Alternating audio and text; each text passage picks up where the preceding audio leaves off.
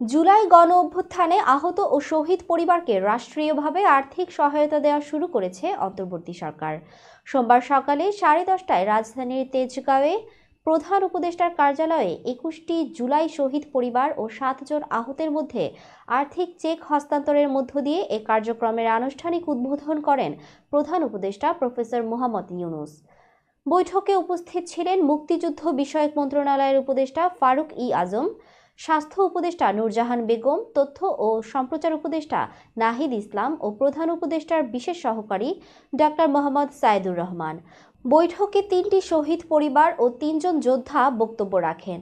তারা হত্যাকাণ্ডের বিচার, রাষ্ট্রীয় সম্মাননা প্রাপ্তি, আর্থিক সহযোগিতা ও পুনর্বাসন সহ বিভিন্ন বিষয় তুলে ধরেন।